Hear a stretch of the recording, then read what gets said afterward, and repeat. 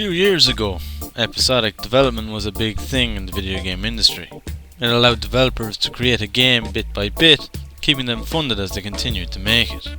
While some have had extreme success with this, such as Telltale Games, others haven't, such as Wispfire, with their title Herald, an interactive period drama. The Journey Down is the latest episodic point-and-click game to finally see completion, with the release of its third and final chapter, and SkyGoblin, the developer of the game, kindly offered me the opportunity to review the trilogy, and I wasn't disappointed.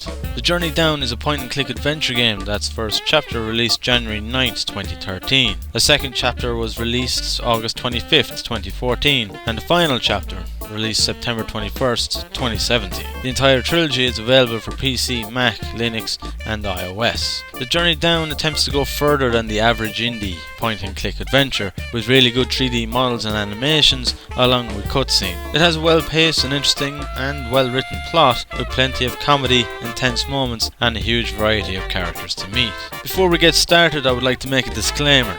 At the request of the developer, I have only played just over an hour of the third and final chapter. This request was made to ensure that the review would contain no major spoilers for the finale, as it is something that is easily done with video reviews. Therefore, I can only comment on what I've experienced in the first hour of it. And with that done, let's get started.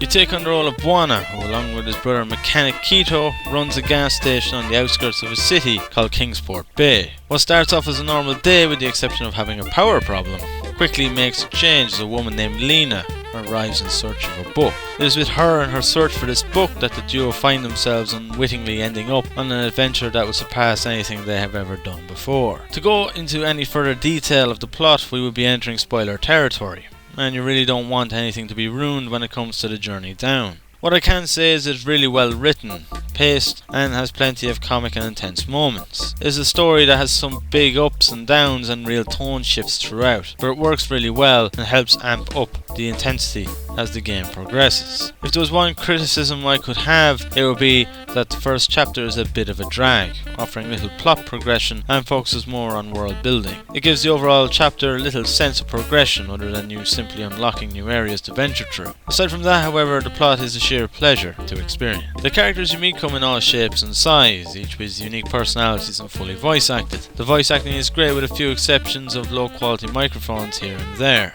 As a whole, the first two chapters and what I've experienced of the third are spectacular. It is a real roller coaster as new elements are added into the mix with mystery, action, bright and cheerful tones followed by darker and at times sad moments throughout.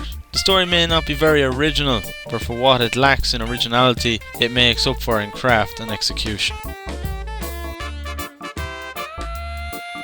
The first chapter of The Journey Down is an introduction, nothing more, nothing less.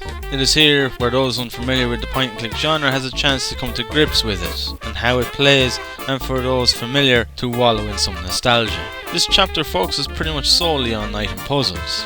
Item puzzles are where the player needs to use an item on a specific thing or use an item on another one to gain something new out of it. This works for the most part, but there is one curveball thrown in about 3/4 of the way through that requires a bit of thought and out-of-the-box thinking. The puzzles are pretty straightforward and easy to figure out, resulting in a near consistent flow of progression throughout the game. There are no obnoxious, taxing, obtuse or opaque puzzles to be found throughout, making it a pleasure to play for all skill levels of the point-and-click genre.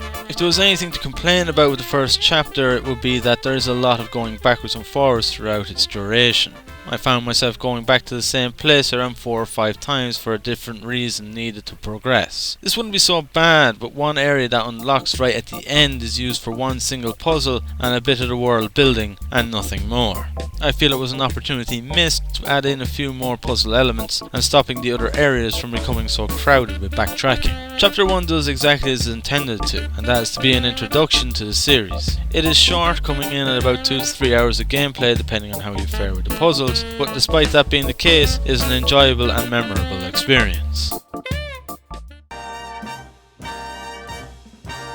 The first chapter was the introduction. but it is the second where the journey down really begins, and it is here that you really start to see it turning into an actual game. The second chapter takes a big shift in tone and atmosphere from the first, with a much more darker feel to it, along with a more 1940s noir theme running through it. But it still keeps the lightheartedness of the main characters, resulting in there being plenty of comical moments, even if it doesn't have the childlike charm that the first had. The gameplay for chapter 2 is a lot more refined in comparison to the first. While the puzzles are still largely based around items, there are some that are not item based and do require a bit of thought and time to figure out. There isn't many, but they do give a bit of a relieving change from the bog standard.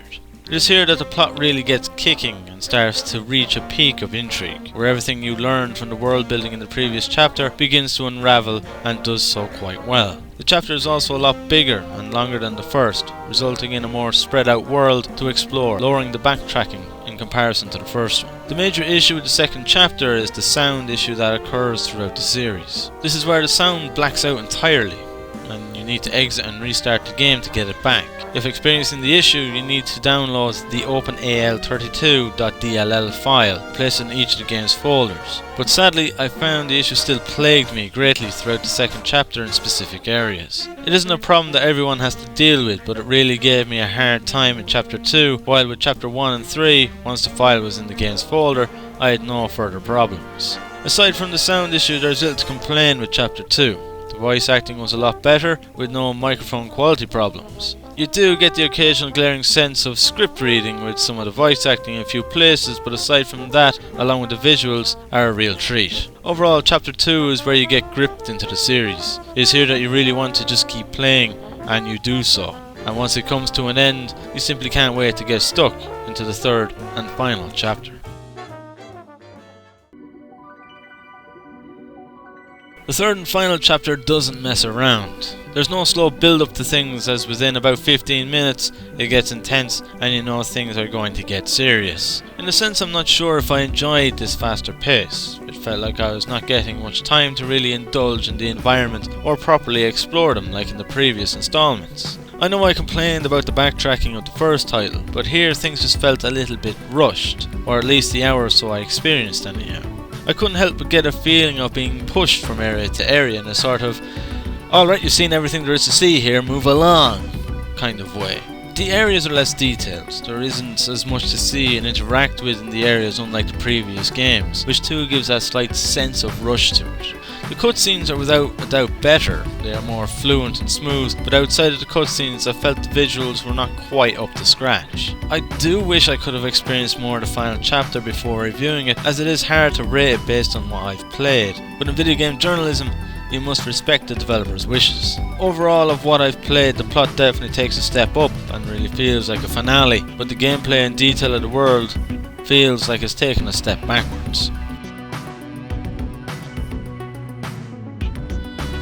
Despite its few shortcomings, the journey down is a damn fine point-and-click adventure. The plot is excellent in every regard, the characters are all fun and enjoyable to interact with, the gameplay, while basic for the most part, is enjoyable to play, and the soundtrack, art style and visuals are nothing short of spectacular. It is a game that wears the Grim Fandango inspiration heavily on its sleeve, and it definitely reaches for the stars like that which it inspires from.